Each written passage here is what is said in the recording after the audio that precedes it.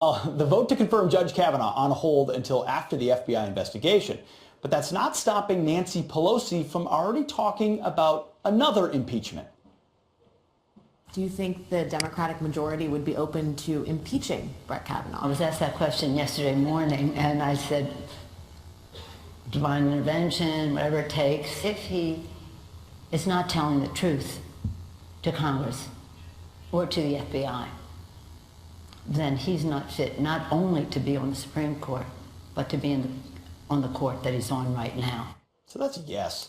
Here to weigh in our panel, pastor at First Baptist Church in Dallas, Fox News contributor Robert Jeffers, former State Department press officer Morgan Ortagus, and Democratic strategist Rochelle Ritchie. Thank you all for being here this morning. Morgan, I'm going to start with you.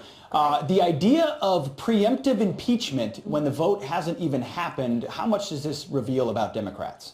Listen, this is base politics. Right now, everyone is trying to drive out their base for November. That's all this is. And I think Nancy Pelosi knows quite well, if you look at the polling, even to impeach President Trump, that there is not really a lot of mainstream American support for that. I think the impeachment of Bill Clinton, although it was 20 years ago at this point, is seared in the minds of many American voters. It was not a positive time for our country. And I don't think, if the Democrats want to repeat that, then you see their message going into November. Impeach Trump, impeach Kavanaugh. I mean, I'm sure there's going to be someone else that they want to impeach.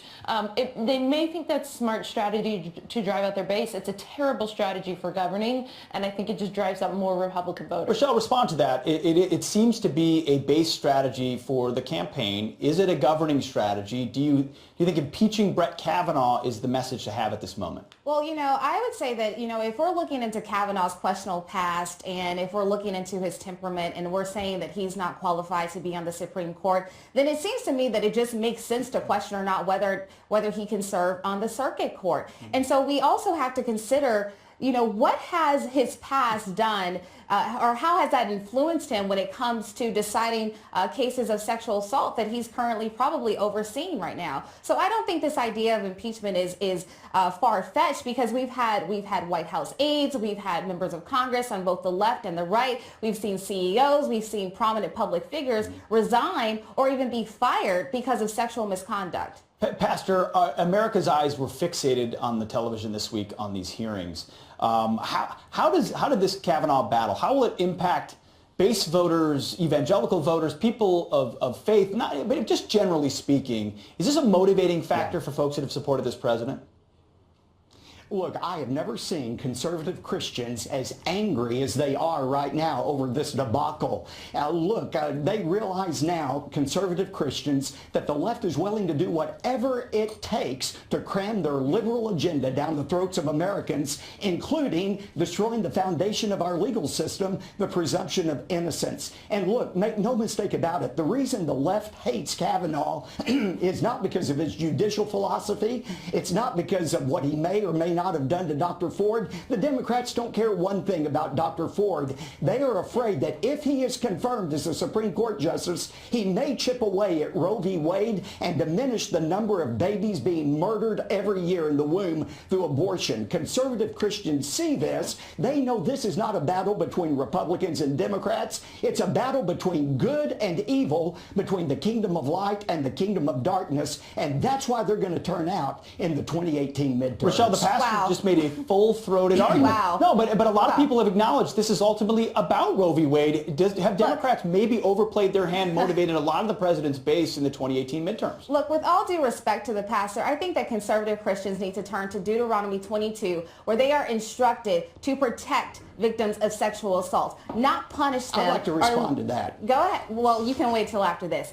Not blame or use accusatory language towards them. So this is clear. Yeah. You can be just as foul as Trump, and conservative Christians will still support and favor Kavanaugh. These allegations don't matter to them because because conservative principles outweigh Christian values. Pastor, like Roe v. Wade.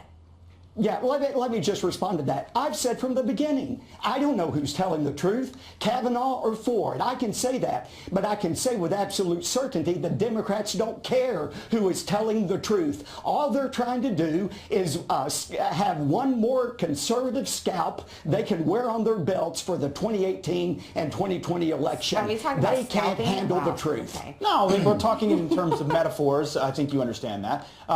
Morgan, put a bow on this.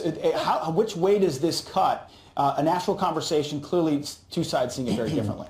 You know, I'm going to take a totally different approach here, that I think no matter what side you're on, I've had more discussions with my mother, with friends, with family members this week, women of all sides of the political spectrum about this. We've talked about people who have gone through sexual assault. We've talked about sexual harassment. I've had these conversations with friends on the left and the right, and I've never had the conversation before with some of my girlfriends, and I think that that's happening around the country. So maybe we can bring the two sides together today. People are watching at home with their family. They're going to church. They're going to brunch if they're in New York City. And maybe women should get together and have this discussion and bridge the divide between left and right. It's such a great point. There's also men having conversations about some who have at times been falsely accused. It is a gigantic national conversation going on right now. Obviously, we'll find out in about 40 days what matters at the ballot box. All of you, thank you very much this morning. Important discussion. I appreciate it. Thank you. Thanks, Pete. All right. Sexual assault, abusive behavior, the exploitation of women by men. These are vital issues for our society to address. We need a revolution. But instead of advancing that cause, Democrats on the Senate Judiciary Committee undermined it last week with pompous grandstanding and cheap moralizing despite their own giant character flaws. More Democrat hypocrisy on Brett Kavanaugh is this week's Swamp Watch. There are dark elements that allow unconscionable levels of, unacceptable levels of sexual assault and harassment. You are opening up to open air hurt and pain that goes on across this country. Is you are speaking truth that this country needs to understand. I agree, and I can think of one person in particular who needs to understand, Cory Booker himself. In college, he wrote a thoughtful article examining his own past sexual misdeeds, including groping a woman without consent while she was drunk. To his credit, back then, Booker used the incidents to highlight his own evolution on these issues. But in 2013, while mayor of Newark, Booker was caught exchanging salacious messages with a stripper. Lindsay Lee was reportedly working at Casa Diablo, which touted itself, wait for it, as the world's first vegan strip club. She told Cory Booker that the West Coast and she loved him and that, quote, "If you're POTUS, I call dibs on First Lady." Booker replied, "The East Coast loves you, and by the East Coast, I mean me." She responded, "Well, now I'm blushing. I bet you were, Lindsay." In Thursday's hearing, Cory Booker railed against a toxic culture and pernicious patriarchy. Although flirting with a stripper, of course, is fine. See how that goes down at your next Me Too meeting, Senator. But that's not even the end of it. Over the years, Cory Booker has been a frequent visitor to my part of the world, Silicon Valley, to ingratiate himself with the tech elite and raise money. He's created quite the impression from every single person. You hear the exact same thing. Wow, what is going on with Cory Booker? He's a real mess. And that's from his donors. Look, I take a pretty libertarian attitude on all this. Winston Churchill was a massively heavy drinker and one of the greatest leaders in history. So, Senator Booker, I couldn't care less if your personal life is a mess. But I'm not the one moralizing on that committee. Here's another massive hypocrite, ranking Judiciary Committee member Dianne Feinstein. Check this out. Sexual violence is a serious problem and one that largely goes unseen.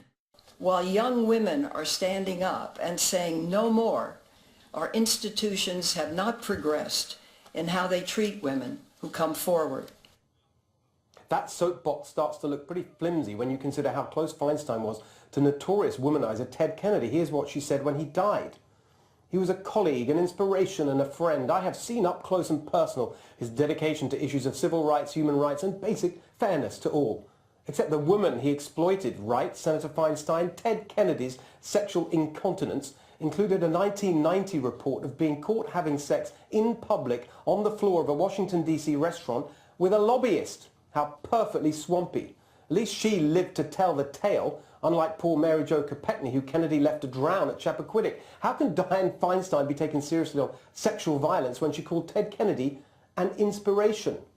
But there are plenty more Democrat hypocrites on her committee. Let's not forget Senator Patrick Leahy. He had this question on Thursday. In your yearbook, You talked about drinking and sexual exploits, did you not? And did you not, Senator Leahy, deliver a speech on the Senate floor while drunk yourself? And then there's saintly Kamala Harris, crusader for justice and righteousness. She had this question for Kavanaugh. Do you agree that it is possible for men to both be friends with some women and treat other women badly?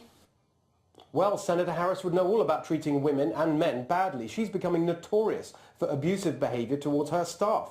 Reports of the Kamala Harris's diva-like tantrums include an insistence on multiple meal options, only staying at top hotels like the Ritz-Carlton and the Waldorf Astoria, and refusing to eat food with anything except metal silverware. She once forced a staffer to take a set from a donor's house. But that's not the worst of it. Harris has been described as prone to hostile outbursts. For example, she was witnessed aggressively berating an aide inside a Washington elevator. Multiple Democrat staffers have told me how badly she treats people, an open secret in Democratic Party circles. No one says anything, though, because they're frightened of reprisals from her powerful political machine. Senator Harris, before you lecture anyone else about their temperament, and quite honestly, before you run for president yourself, you might want to work on your own abusive behavior. Look, of course we need to fight for gender equality and women's rights, but it's hard to imagine a worse bunch of people to do it than these Democrat hacks and hypocrites on the Senate Judiciary Committee.